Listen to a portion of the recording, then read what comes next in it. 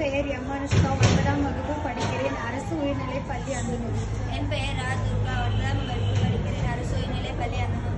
நாங்கள் எடுத்துக்கொண்ட தலைப்பு நீர் மாசுபாடு. நீர் மாசுபாட்டிற்கான காரணங்கள்: வேதிப்பொருட்களை கொண்ட கழிவுநீர் டிடர்ஜென்ட்டுகள் கச்சா எண்ணெய்களால் உருவாகின்றன.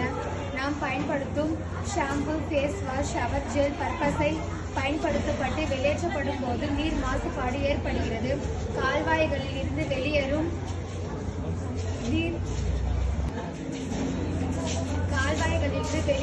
நீர்களால் நீர் மாசுபாடு ஏற்படுகிறது. மைக்ரோபீட்ஸ் நாம் பயன்படுத்தும் போது அவை வடிகாலில் சென்று நீர்நிலைகளை மாசுபடுத்துகின்றன. நீர் மாசுபாட்டால் ஏற்படும் விளைவுகள்: நீரின் தரம் குறைகிறது, நோய்கள் வருகின்றன.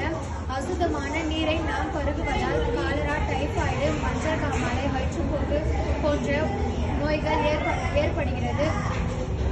இதய நோய், புற்றுநோய் போன்ற உடல்நல பிரச்சனைகள் ஏற்படலாம்.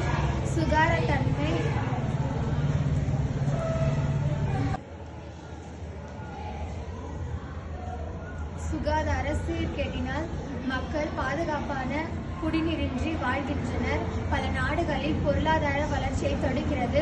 பல கிராமங்களில் நீர் மாசுபாட்டால் வறுமை அதிகரிக்கிறது. நீர் மாசுபாடுக்கான தீர்வுகள்: தொழில்துறை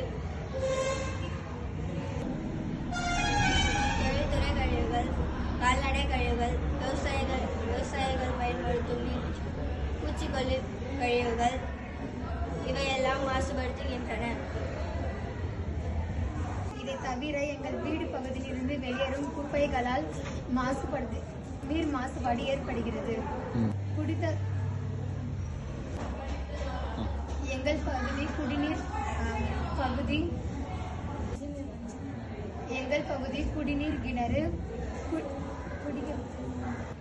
பகுதி குடிநீர் கிணறு குடிப்பதற்கு ஏற்றதாக இல்லை.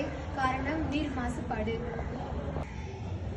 கழிவு நீர் நீர்நிலைகளில் கலக்காமல் விவசாயிகளின் தோட்டத்தில் கலக்கலாம். இருந்து வெளியேறும் கழிவுகளை நீர்நிலைகளில் சேர்க்காமல்